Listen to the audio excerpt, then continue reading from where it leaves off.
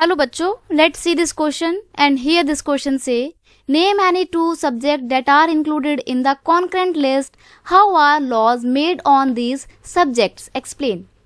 Question आपसे बोल रहा है कि जो कॉन्करेंट लिस्ट होती है उसमें कौन कौन से दो सब्जेक्ट शामिल किए जाते हैं। आपको बहुत सारे, ऐसे तो बहुत सारे सब्जेक्ट है, अप्रॉक्सीमेटली आई थिंक 61 के अराउंड सब्जेक्ट हैं। तो इन 61 में से कोई दो सब्जेक्ट आपको यहाँ पे बताने हैं। बहुत सिंपल सी बात है। आगे बोल रहा है कि इस कॉन्करेंट लिस्ट में लॉ कौन बनाता है, ये भी आपको बताना है। तो दो चीजें पूछी हैं, आंसर देखते हैं इसका। बेसिकली हम बात कर रहे हैं कॉन्करेंट लिस्ट की।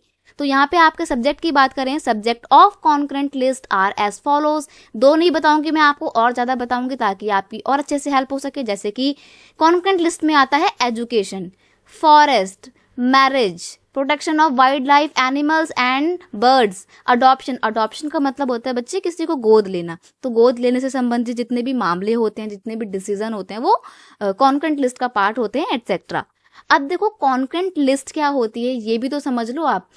इंडिया एक बहुत बड़ी कंट्री है। यहाँ पर फेडरलिज्म का सिस्टम हमने अडॉप्ट किया हुआ है, जिसके अंदर में क्या होता है कि जो पावर होती है ना, पावर्स को शेयर किया जाता है डिफरेंट बॉडीज के बीच में। सेंट्रल लेवल की गवर्नमेंट होती है, स्टेट लेवल की गवर्नमेंट होती है, और इंडिया में तो लोकल लेवल की भी गवर्नमेंट है। तो जो अलग अलग लेवल की गवर्नमेंट है ना, इनको अलग अलग काम दिए गए हैं। ये अलग अलग चीजों पर अपना डिसीजन लेती हैं। तो सेंट्रल गवर्नमेंट के जो डिसीजन लेने का पूरा जो सब्जेक्ट है उसको हम सेंट्रल गवर्नमेंट लिस्ट में रखते हैं। स्टेट गवर्नमेंट लिस्ट के ऊपर जितने भी सब्जेक्ट होते हैं उनके ऊपर कानून बनाती है। एक होती है कॉन्करेंट लिस्ट, इसमें ऐसे डिसीजन होते हैं या ऐसे सब्जेक्ट होते हैं जो स्टेट के लिए भी उतना ही इंपॉर्टेंट होते हैं जितना सेंट्रल गवर्नमेंट के लिए होते हैं। तो ऐसे में कॉन्करेंट लिस्ट में स्टेट और सेंट्रल दोनों ही गवर्नमेंट अपना लॉ बना सकती हैं। लेकिन ध्यान रखिएगा कि अगर किसी स्पेसिफिक टॉपिक पे, स्पेसिफिक सब्जेक्ट पे स्टेट गवर्नमेंट और सेंट्रल गवर्नमेंट दोनों ने ही डिसीजन ले लिया है, दोनों के बीच में झगड़े हो रहे हैं कि भाई हमारा अच्छा है, हमारा अच्छा है, तो ऐसे में